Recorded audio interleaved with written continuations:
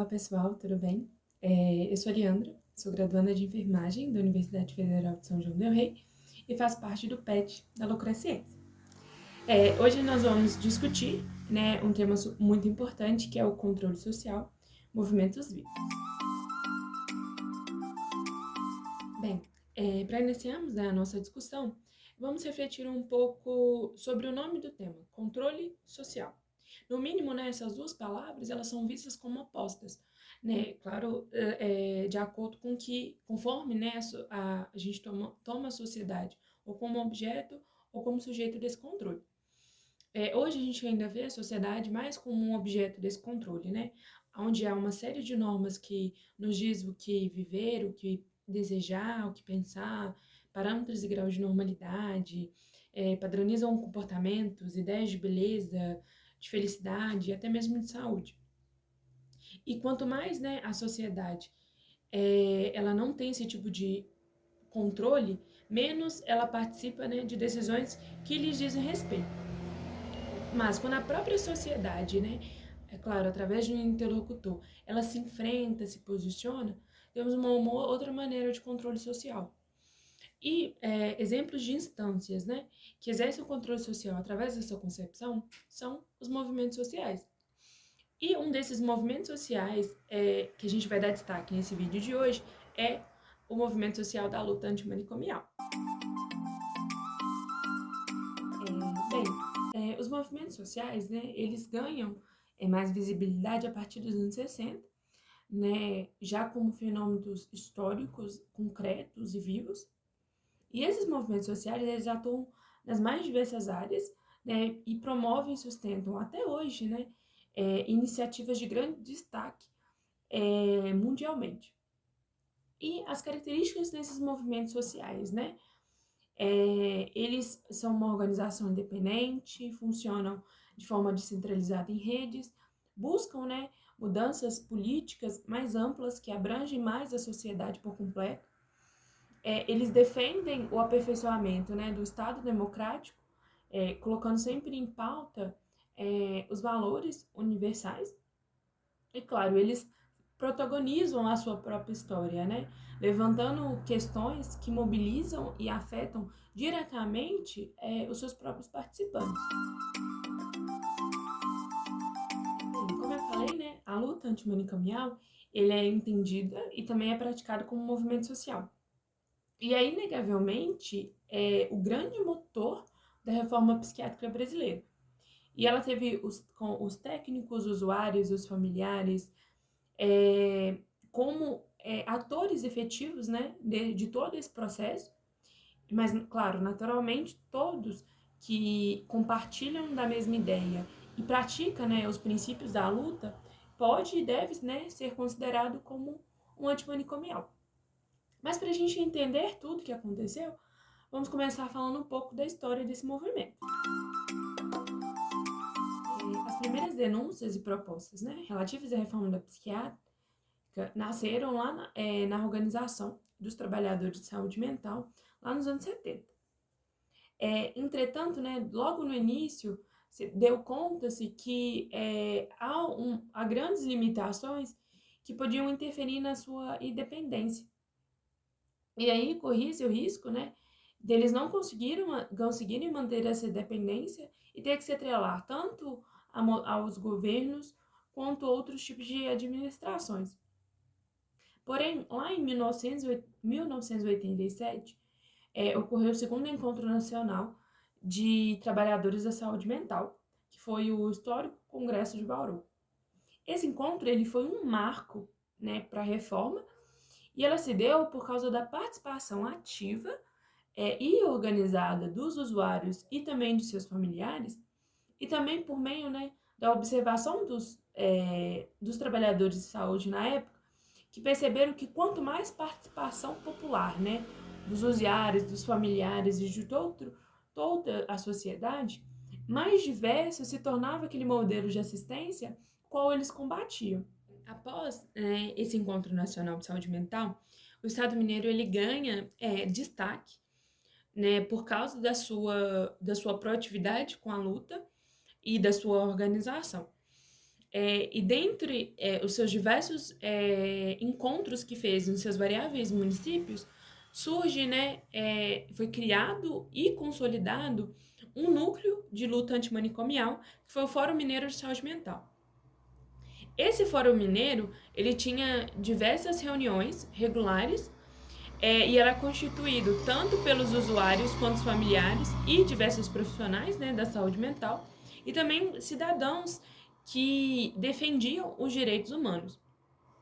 Esse fórum, né, ele sustentava e acompanhava as denúncias de maus tratos, né, defendia constantemente um modelo de assistência sem manicômios perante o poder público, e isso tudo nos seus diversos municípios. E outro marco importante, né, do Estado Mineiro foi a criação lá em 1994 da Assunção, que é a Associação de Usuários de Serviço de Saúde Mental do Estado de Minas Gerais.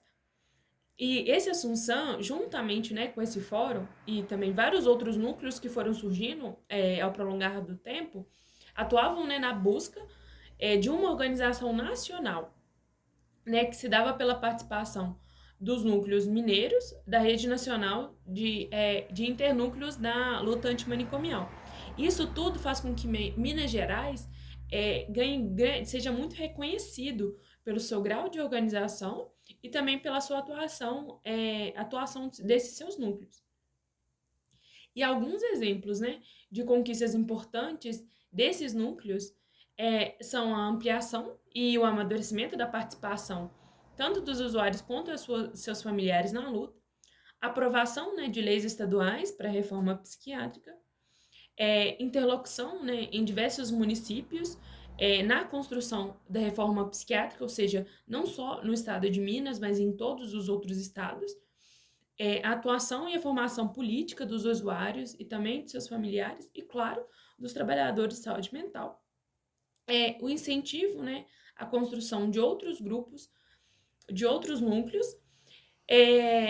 o incentivo, né, também à criação de grupos de produção, associações de produção solidária, né, e outras iniciativas, né, que possibilitavam a conquista do trabalho, né, dos portadores de sofrimento mental, e também a intervenção, né, na vida da cultura das cidades, né, como, por exemplo, um grande marco também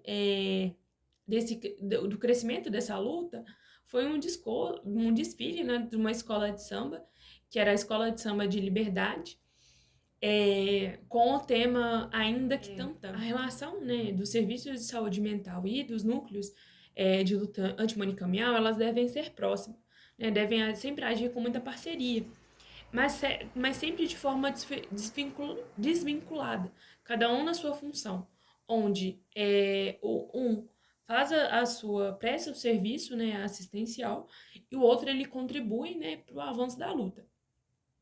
Mas bem, a gente falou sobre os núcleos, né, das lutas antimanicomiais, de todas as suas conquistas, mas o que fazem de fato esses núcleos? Bem, para começar, esses núcleos eles são estruturas locais ligadas à realidade do seu município especificamente, mas é claro, evita-se o isolamento. Eles devem sempre procurar articular com outros núcleos. Eles fazem reuniões regularmente e são organizados pelas pessoas da luta.